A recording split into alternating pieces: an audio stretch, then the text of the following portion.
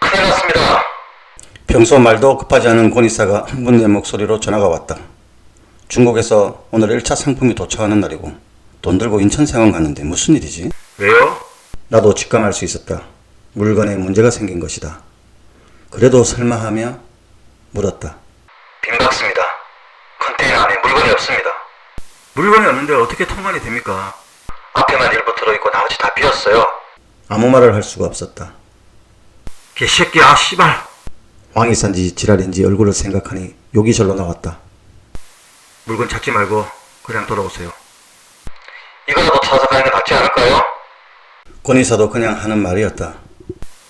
찾으면 더 꼬일 수 있으니까 그냥 오세요. 나도 말은 그렇게 했지만 특별한 생각이 있어서 그런 건 아니었다. 문제가 생겼으니 생각할 시간을 벌어야 하고 누구를 상대로 싸워야 하는지 몰랐기 때문이었다. 실제로 그런 물건을 통과시키면 훨씬 복잡한 문제가 발생할 수도 있었다. 황이사 이 새끼 연락도 안 되는데요. 권이사가 사무실로 들었으며 말했다. 그러겠죠. 전화를 받겠습니까? 사무실로 연락해보세요. 사무실로 안 받아요. 진짜 큰일이 터졌구나.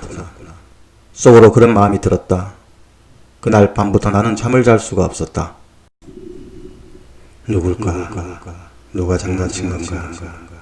황이사가 저쪽에서 중국 공장에서 부자재 업체가 둘이 쓰지 않나.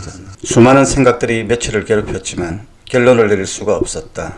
며칠이 지나고 어떻게 하죠? 권이사가 불편해하며 물었다. 생각해봅시다. 어쩔지. 사업을 하면서 처음 겪는 일이라 나도 아무 대책을 말할 수가 없었다. 어이가 없는 정도를 넘어서 화를 주체하기도 힘든 상황인데 무슨 묘수를 생각할 겨를이 있었을 수 있었겠는지. 다시 며칠 후 어쨌든 저쪽 회사랑 계약했으니 내용 증명 보내고 사기죄를 고소하고 법적 절차를 밟읍시다. 네, 그게 좋을 것 같습니다. 사실 이 방법 말곤 아무것도 없었다. 내용 증명을 보낸 후 답변이 도착했다. 아무런 관계가 없다고. 황이사가 찾아와 수입 오더를 받았는데 회사 명의를 빌려준 것뿐이라고.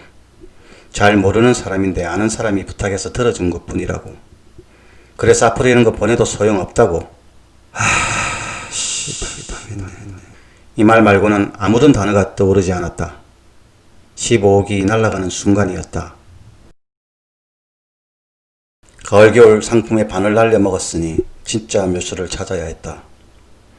업체들 재고 창고를 돌아다니고 납품이 지연되거나 클레임 맞은 상품을 찾아다니고 동대문에 맞을 만한 상품이 있는지 쥐잡듯 뒤졌다.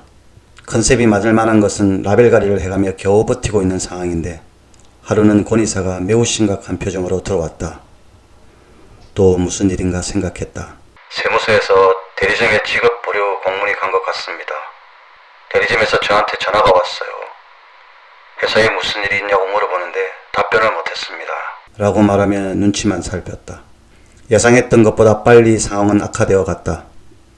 법인세고 부가세고 아무것도 낼 수가 없으니 당연한 결과다. 한 곳이 아니에요. 전 대리점에 공문이 간 것 같아요. 그래서 입금이 안 되고 있습니까?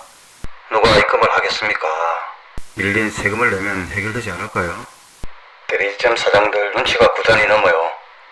잘 되는 건 몰라도 안 되는 낌새는 선수예요. 요즘 물건 공급도 제대로 안 되고. 끝말을 흐리지만 무슨 말인지 명백히 알 수 있었다. 사채를 쓰기 시작했다.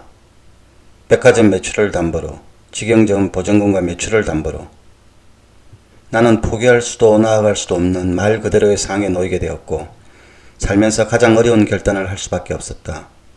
평소 빠르게 결론을 내리는 성격임에도 절대 빨리 결정을 할 수가 없었다. 아이와 아내와 주변 사람들과 은행과 거래처와 대리점과 얽히고 설킨 문제를 해결하려면 사업을 정상화시키는 게 유일한 방법이지만 수금이 되지 않는 상황을 버티며 그냥 세월만 보냈다.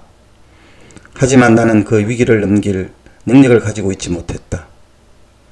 3개월이 더 지나고 채권자들에게 연락을 취하면서 그제서야 다 내려놓아야 한다는 결심을 하게 되었다.